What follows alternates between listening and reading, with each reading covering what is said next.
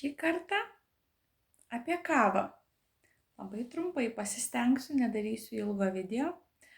Tarp mano knygučių jūs galite rasti video, kur yra apie knygas, kur aš rekomenduoju knygas. Aš radau tokią knygelę apie kavą. Dėkingumas. Ta knygelė parašyta per dėkingumą, kad mes turime padėkoti kiekvienam žmogui. Dėkingumo projektas, kad kava atkeliauja ant mūsų stalo. Taip, mes galime padėkoti ir ačiū visiems, kad mes turime to gėrimo. Bet pagrindinis dalykas, ką aš jums noriu pasakyti, kad tai yra dar vienas narkotikas, ko mes turėtumėm atsisakyti. Taip, aš šiandien geriu, todėl kad aš labai daug pridariau video ir aš jaučiu, kad man jau pradėjo rankos drebėti. Ir vis tiek man reikia pabaigti savo visą tą misiją, padaryti tuos visus video, dėl to aš pasidariau kavos.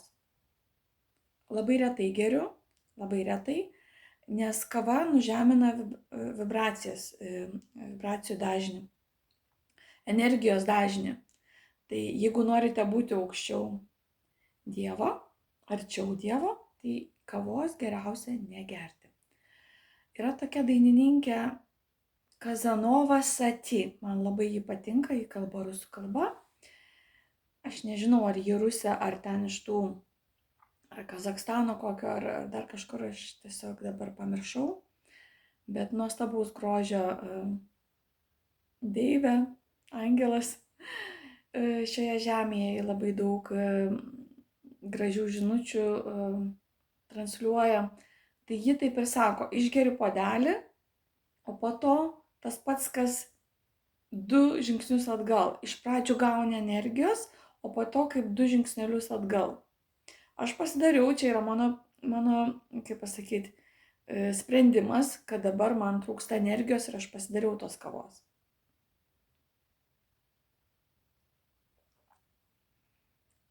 Aš visada sakiau ir sakysiu, man skaniausia kava yra pasastulė, mano geriausia draugė.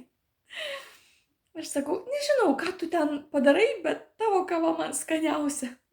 Man pati geriausia kompanija. Tai sakiau ir sakysiu, bet šitos kavos dabar stengiuosi jų negerti, geriu tik dėl to, kad turiu pabaigti. Tai ten vėlgi, ką aš noriu pasakyti, kad ta knygelė parašyta labai gražiai ir tai vėlgi yra įsisukęs velnias. Per padėką, per tokį grožį, va čia, va. Bet kava, jinai, jeigu norim gyventi tą sąmoningą gyvenimą, vis dėlto turėtumėm ir atsisakyti ir kavos. Tai padarysime visi kartu. Aišku, lygint, pavyzdžiui, narkotikai, kurie ten, visokios ten tos medžiagos, ar kurie geria, leidžiasi ir ten taip toliau, ar kava. Aišku, kad kava, tai palyginus ten yra smulkmena, bet vėlgi tai yra priklausomybė.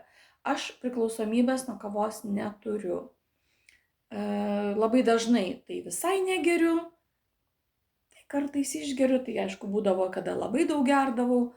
Tai čia yra mano tokia patirtis, bet turbūt aš labiau esu ta žalelių mėgėja, tų arbatėlių gurmanė. Tai man labai daug žmonės prineša arbatų. Ir aš labai dėkinga kiekvienam, kuris atneša tas arbatėlės. Tai juodoji arbata lygiai taip pat turi daug kofeino, kaip ir žalioji arbata lygiai taip pat. Tai jeigu reikėtų rinktis ar kavą, ar juodą arbatą, tai man atrodo, ten yra tas pats, tik arbatos yra netgi ilgesnis poveikis. Žalia arbata vėlgi ilgesnis poveikis. Tai aš dabar geriu tik tai tas lietuviškas žalias naminės tokias visokias arbatėlės, vaisinės, kurios neturi kofeino. Aš esu arbatų gurmanė. Aš neskaitysiu paskaitų, vėlgi, kas ką turi daryti, tiesiog tai yra tai, ką aš gavau iš aukščiausiojo ir privalau jums perduoti. Tai ta knygelė padaryta per dėkingumą, per gėrį, vat, dėkingumo projektas va tai kavai. Tai tas velnias įsuka taip, kad jūs norėtumėte tos kavos. Būkite sąmoningi, rinkitės, būkite laisvi nuo visko. Netgi nuo žmonių nuomonių, nuo emocinių prisirišimų mes turime būti laisvi. Kad tiesiog jauskitės gerai sakydami, atleisk, bet aš neatvažiuosiu vakarienį, jeigu ten draugė kviečia. Arba ir neturite aiškintis dėl ko.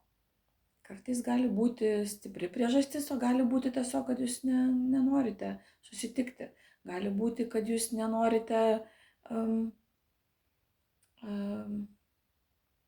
kažko matyti tame. Viskas yra gerai. Tai yra laisvas pasirinkimas. Mes turime laisvą valią. Būkime laisvi nuo visko. Absoliučiai nuo visko. Tai va. Bet apie kavą girdėjau labai daug visokių, oi, kaip čia gerai, kaip...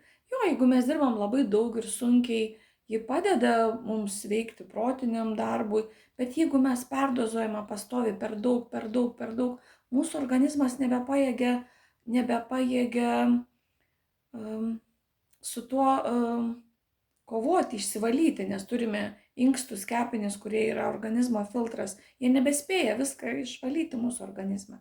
Tai tuomet aš rekomenduoju pakeisti į vandenį, kuo aukščiausios kokybės vanduo ir kažkokie sportiniai pratimai. Netgi plojimas gali pakeisti. Muzika yra energija. Irgi, kada muzika energinga, mes galime pakelti energiją. Galime nueiti nuo kompiuterio, jeigu ten sunkiai dirbate, išeiti gryną orą, padaryti kažkokių tai pratimų.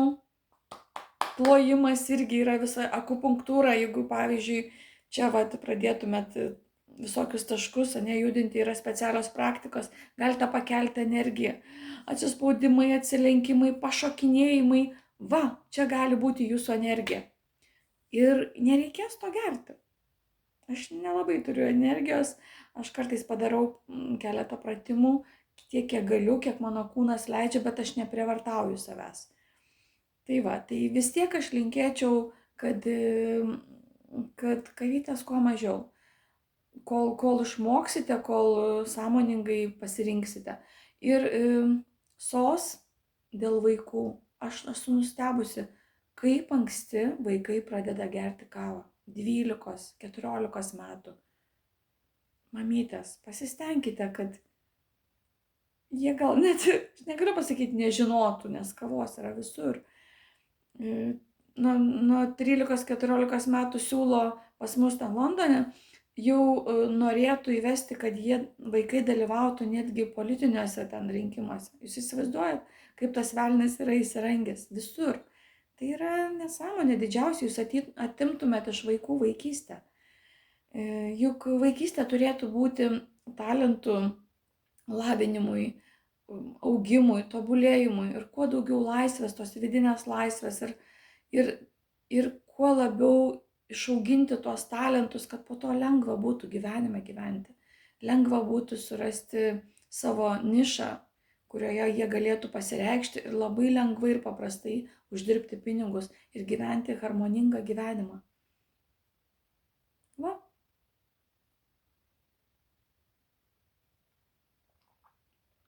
Taip apie tą kavą.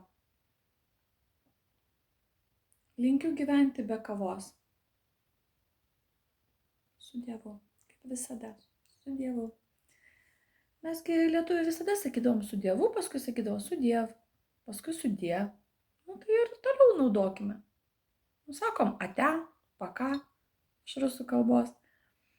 Bet sugrąžinkime tą žodį su Dievu, su Bogom.